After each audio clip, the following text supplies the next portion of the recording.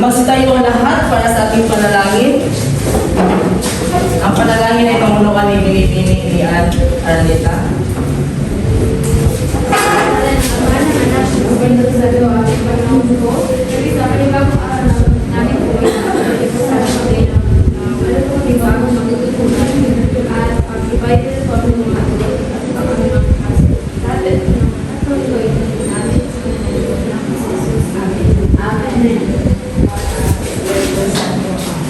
Bago mo ang lahat, pakiayos ang inyong mga hanay at ipulot na nilang mga basura sa ibaba ng inyong mga basura. Okay, magandang umaga. Welcome dito, Section Takoyaki. Magandang umaga po, Hilong Pinulan. Ay, hindi na kayo mabuha, mabibili. Salamat po. So bago tayo sino nga ba ang pagkalingin ng ating klase? Sir Jerry po. Ibinibini pagkitala ang mga pag-aaral na lumipat at hindi lumipat at bigyan mo sa akin pagkatapos ng ating pagkatalakay. Okay. Bago tayo damo sa mapanibagong talakayan, ay magbalik-alam muna tayo kung ano ang ating talalakay noong nakaraang linggo. Sino nga ba ang makapagbalik tala kung ano ang ating talalakay noong nakaraang linggo? Okay, Binibini Espinosa. Ang tinalakay po natin nung nakalaang pamikita yung alamat. Ang alamat ito ay ang mga pinamula ng mga bagay-bagay dito sa ating paligid. Siyan tunay, maraming salamat, Binibini Espinosa. Ngayon naman ay magkakaroon tayo ng aktibidad. Yes! Handa na ba kayo? Handa na po! Section Takoyaki, handa na ba kayo? Handa na po! Ang aking aktibidad ay kinamagatang gabangin mo ako.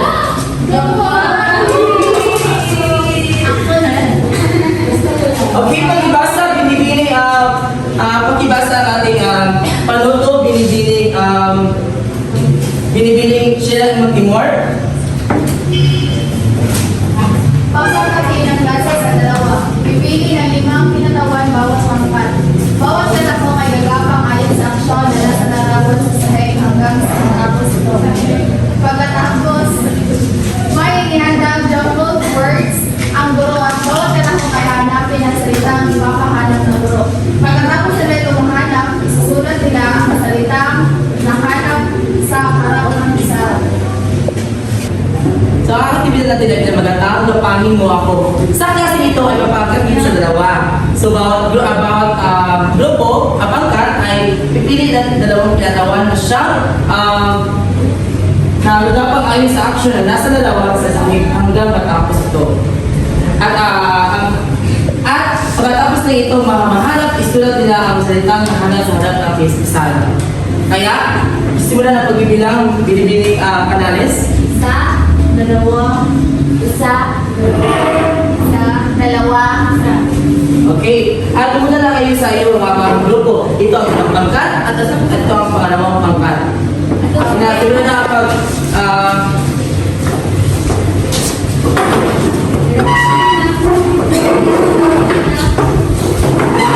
binibini. Bawat pangkat ay may dalawang panahon. Sige ka po. Kaya usa ka kakalaw. Dalawa. Yes. Kaya, Hindi ako siguro. Hindi, pinutayo ko. Pinutayo ko po. Alam mo, ilang kayo pinutayo. isa. Lupa ni sir. Yes, opo po binibini. Paunahan po. Unahan. Ang unang pangkat na makapasagot ng aking aktibidad ay makatanggap ng gantimpala at may puntos din na bawat kung sino ang nauna sa ating aktibidad. Sir. Hindi mo na ba mga binibini? Oo. May tanong po kami. Yes, ano po yung binibini? Isang tao, isang sagot. Yes, kaya mabalik-balik kayo sa pagsagot. Okay. Kaya, sa aktibidad ito ay bigyan ko naman ng 3 minuto.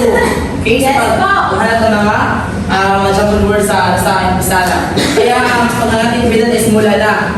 Okay, 4, 3, 2, 1, play! Ala, wala na po na.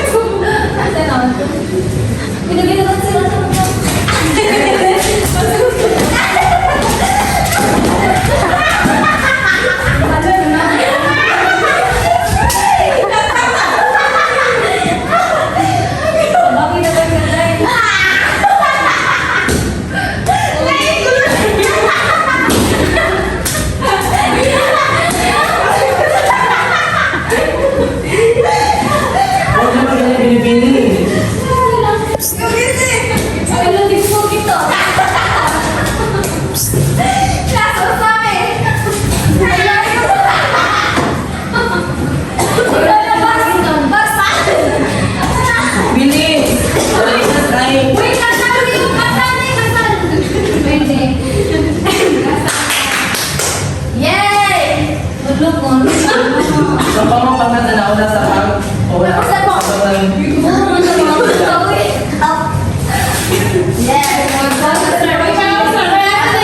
Ano na to sa ating aktibidad ay ang pangalawang bangka.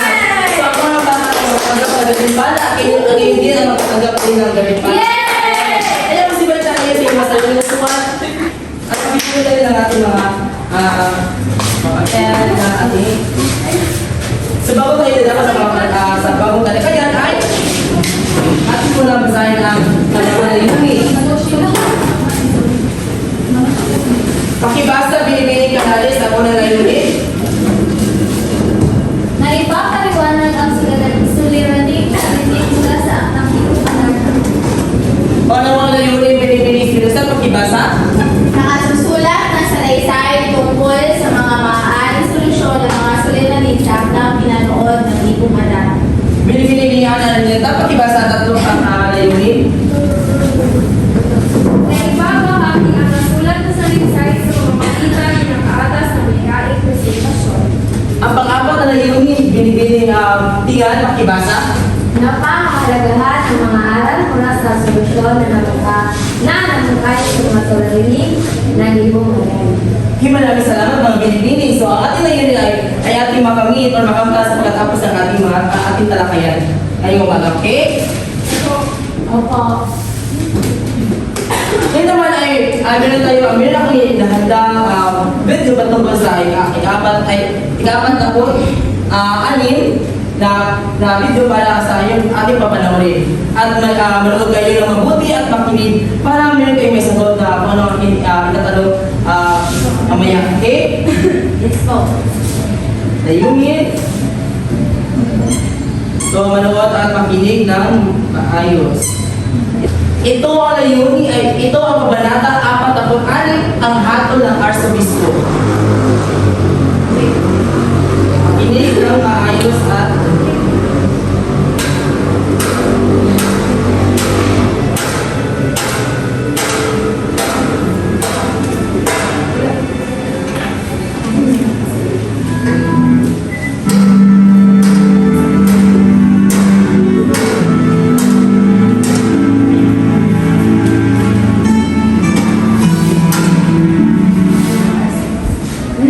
ang ika-46 na kabanata ng Ibong Adarna, ang hari at reyna ng Reino de los Cristales.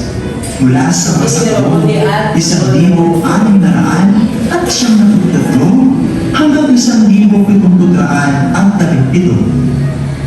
Narito ang mga talasalitaan: paglalakay, paglalakad, yumao, namatay, piging, salo-salo, pamamalakad, pamumuno.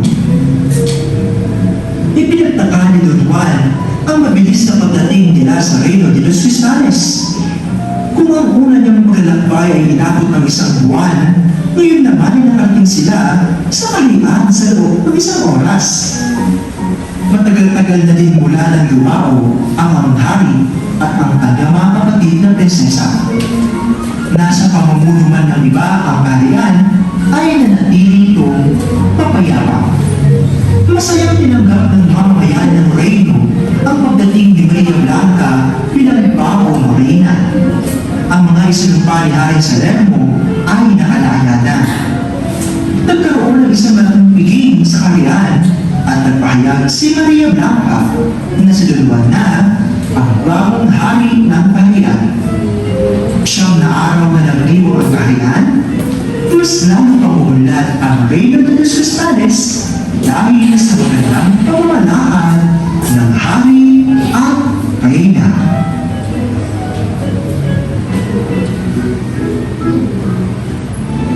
so yun ang kabanata ay 46 na video, okay? So sa 47 ay wala ko nakikita sa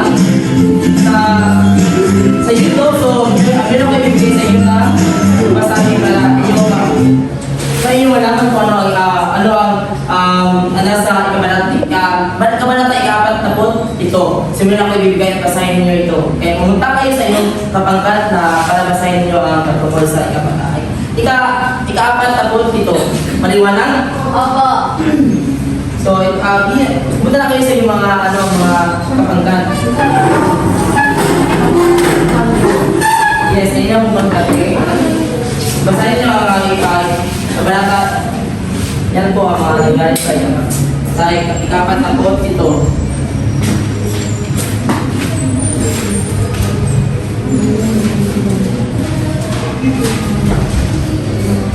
Dalawang minuto lang ang pagbasa sa ikaapat na po ito.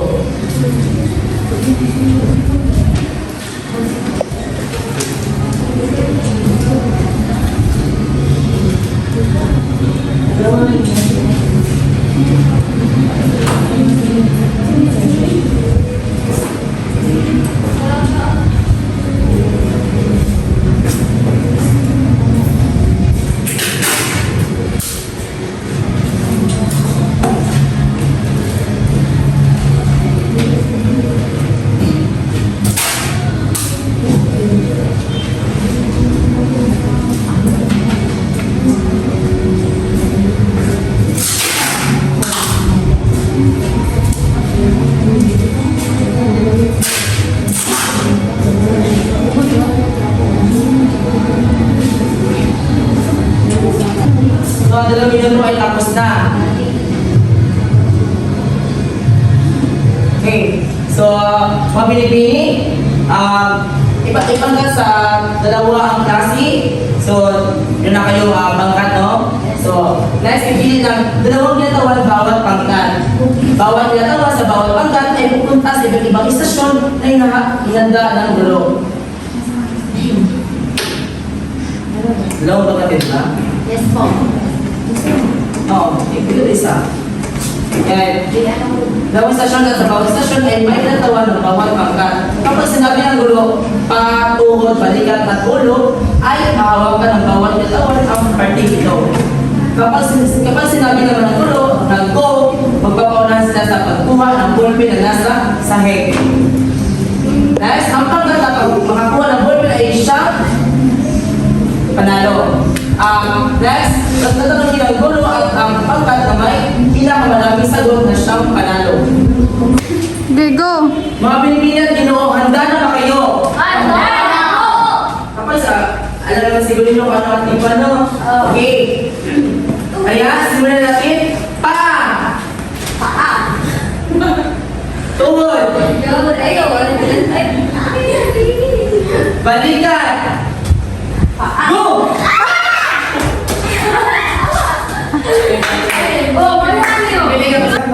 Basahin mo Pilipino ang walang tanong.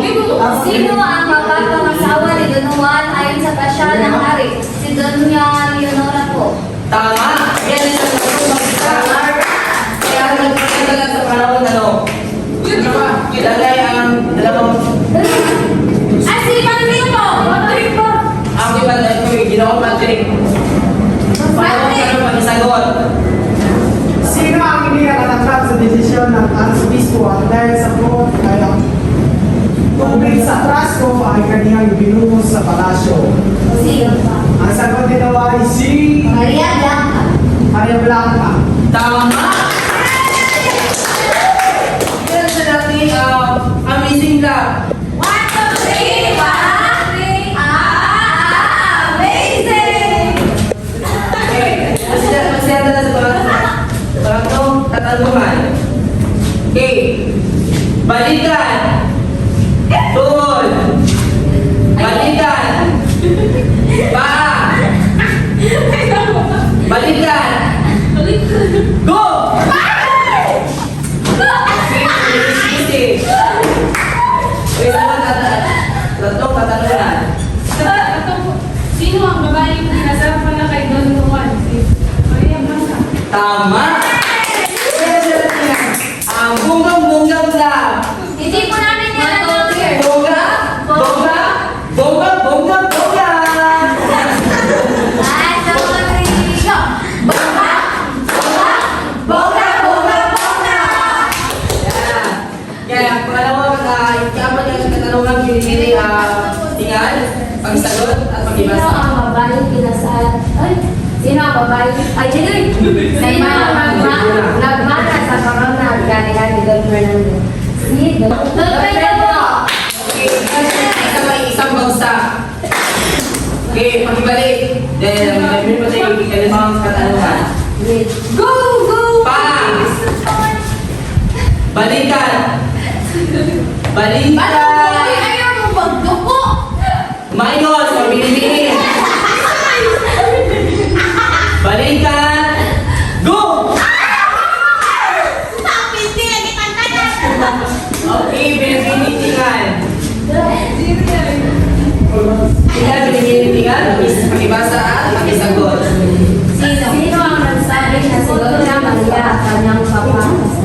Ang nais na Ano ang nagsabi na si Doña Maria ang kanyang pagkasalan binibili? Ang nais niya ng Arcebispo at pakasalan si Doña Leonora. Ngunit si Don Juan ay gusto niyang pakasalan niya si Doña Maria. Okay, tama. Bigyan sila natin siyang tatlong bagsak. Kaya magsibalik na kayo sa inyong mga kuha dahil ito tayo na. So, yan. Yan, ba kayo sa ating mga sunod na mga katanungan mapilipili at ito? Miss Mendoza, pakibasa ang unang katanungan. Sino ang napangasawa ni Don Juan? Ang napangasawa ni Don Juan ay si Maria Blanca. Tama! Bigyan na siya ng tatlong bagsak. 1, 2, 3. Okay, sa pangalawang katanungan, pakibasa at pakisagot, binibining siya. Ano ang ginawa ni Maria Blanca sa kapihan at aking daman na napakasal si Leonora Don Juan?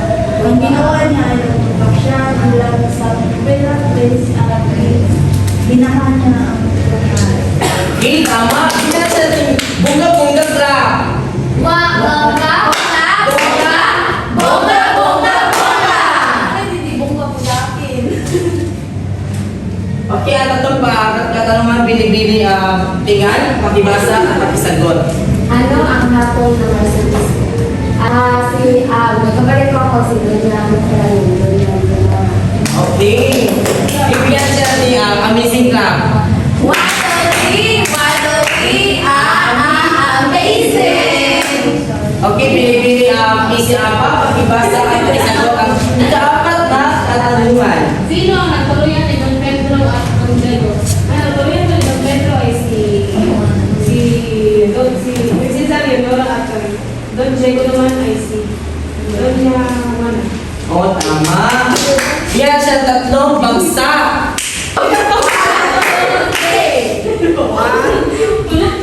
Okay, binibili Arleta, pakibasa at pakisagot ang ikalimang katanungan. Ano ang mga sabihin natin kinakaharap ni Maria Blanca? Ano nga ba? Una po yung sinilin ay ang nalimutan siya ni Don Juan at yung pagtutol po ng Arcebispo na sila ay kasal kaya pinabahan niya ang buong palasyo ng Albania. Verbania. Magaling! Bigyan natin siya ng dalawang bagsak, mga binibini. Binibini binibini Arleta, pakibasa ikaalim na katanungan at pakisagot na rin. Bilang magbabasa, paano mo haharapin ang mga sulod na kinakaharap ng mga tungkulan sa kwento? Kung po ay may kagaya ng karanasan ng mga tungkulan sa kwento, ay haharapin ko po ito ng may tapang at hindi po ako susubo hanggang sa ito po ay mapagtungkulan sapagkat kung hindi mo susubukan ay hindi mo matatamasa ang tagumpay na ninanais mo. Okay, maraming salamat, binibini Arleta. Bigyan natin siya ng bonggang-bonggang clap.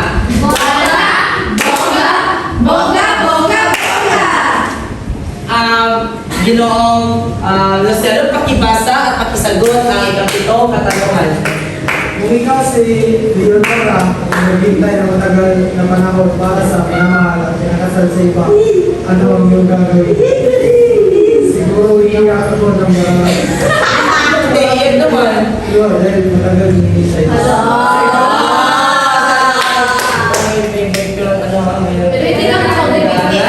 Okay, maraming salamat, Ginoong Lucero. Kaya bigyan na siya natin apat na bagsak. O, di ba? 1, 2, 3, 4. Ngayon ay tapos na tayo sa ating pagkata na gawain at sa ating pasulit. Maraming salamat at see you sa susunod na ating pagkikita. Mabilis no. Maraming salamat.